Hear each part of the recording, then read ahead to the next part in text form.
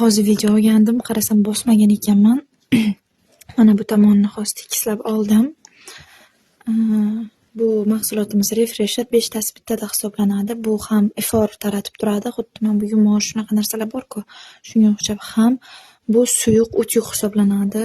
Chiroq o'chib qolganda foydalansa bo'ladi. Mana ko'rishlaringiz mumkin qanaqa g'ijim.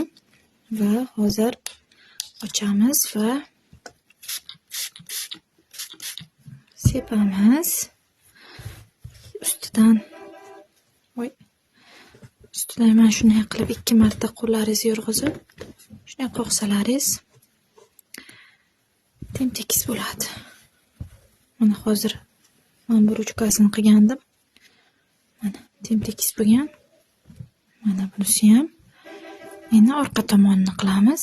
Ko'rib turibsizlar qanaqa g'ijimligini. Va